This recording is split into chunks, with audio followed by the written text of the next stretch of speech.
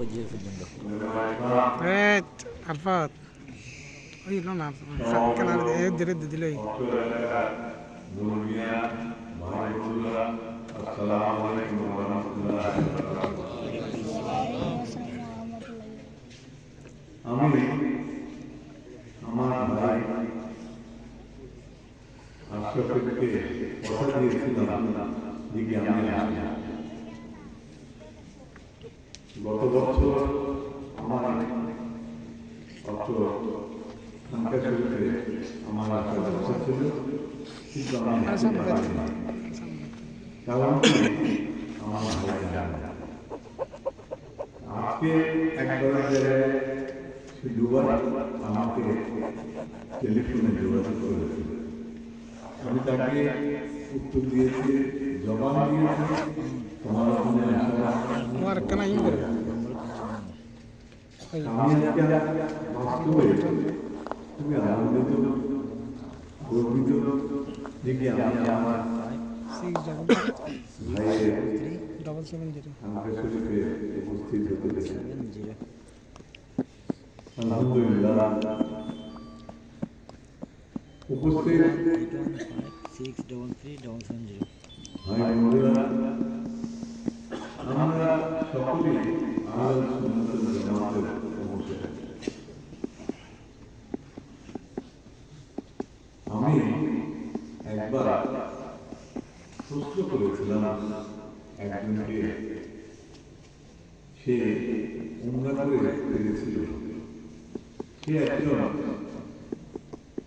কঠোর মুসলমান। আমি তাকে জিজ্ঞেস করেছিলাম, এই যে তুমি উমরায় গেলে, তুমি হারাম শরীফে নামাজ পড়েছে, মসজিদে নববীতে নামাজ পড়েছে,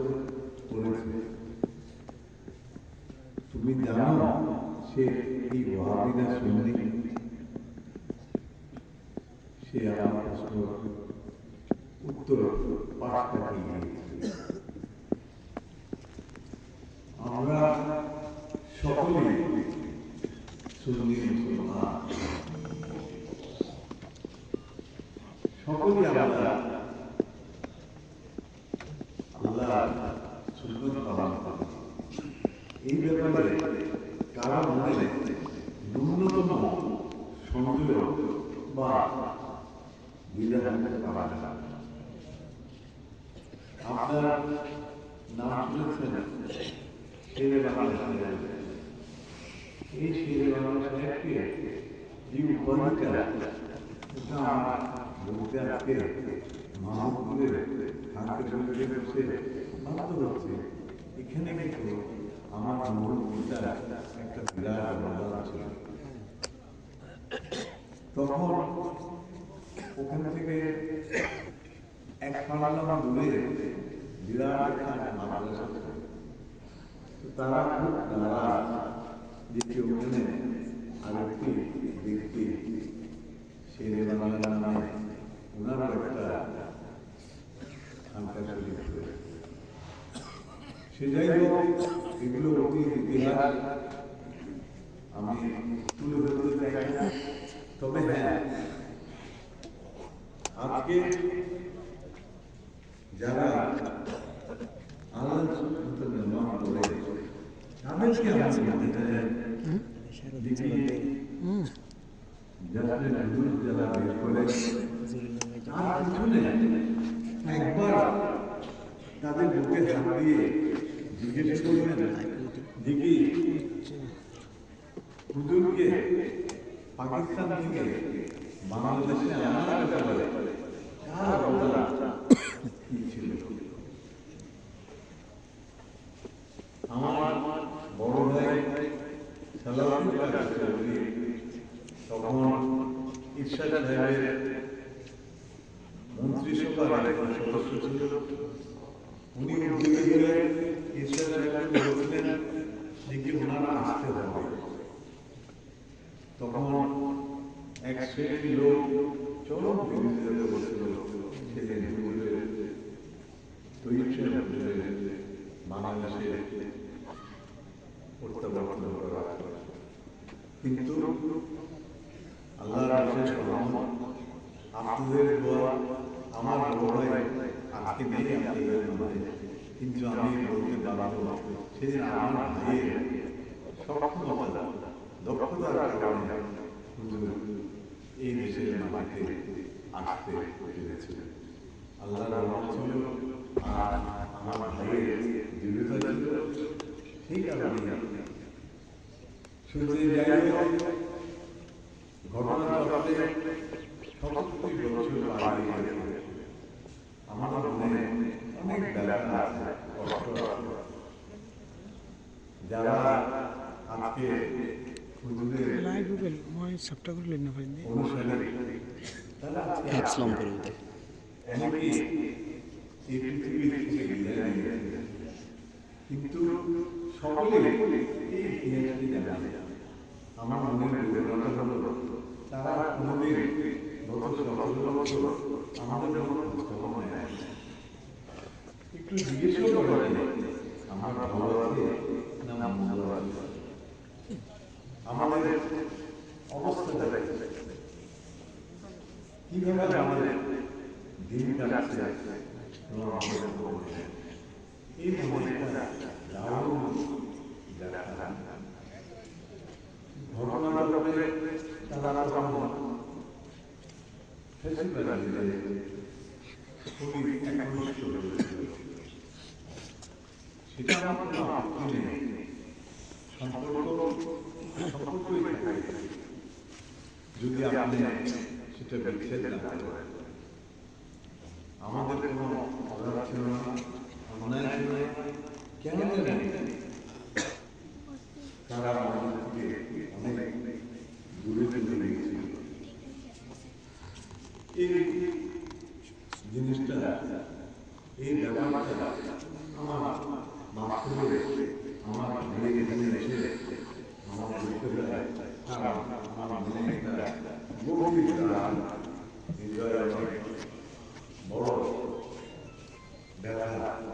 তাই আপনাদের সম্মুখে এই কথাটি বলে গেল। উপস্থিতি, সম্মানিত উপস্থিতি, আমি আর আছি, কাল থাকবো না, কিন্তু আপনাদের সঙ্গে যে সম্পর্ক, সেটা তো আমি বিদায় দিলে আমার মৃত্যু হলে সেই সম্পর্কটা হারিয়ে যায়, মুছে যায়, সেই সম্পর্কই থেকে যায়।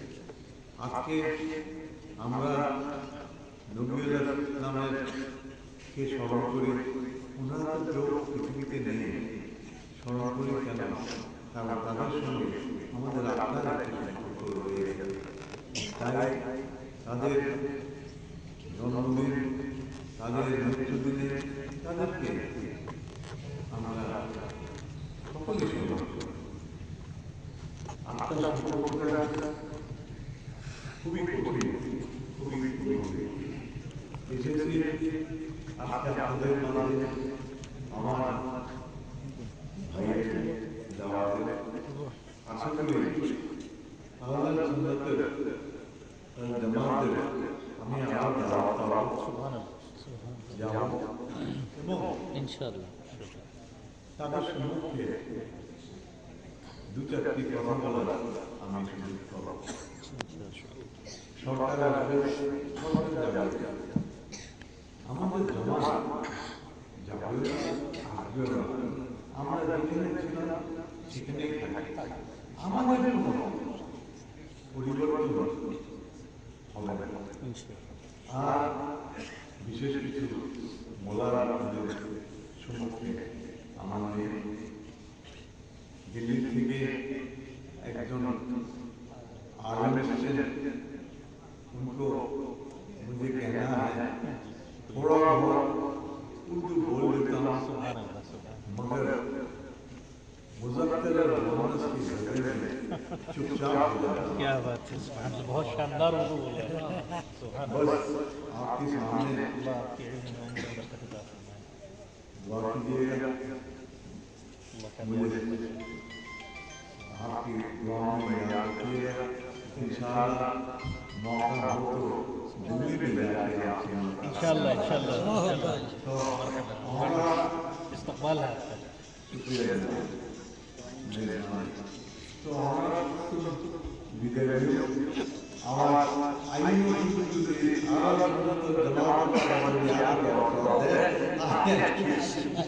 আর ভাই এত সুন্দর বাংলা বলে আইনটা দাদা তো আলহামদুলিল্লাহ সাক্ষী দিন পারা ইনশাআল্লাহ আবারও দেখা হবে এই বিশেষ আশ্বাস রায় আই বিদায় আসসালামু আলাইকুম।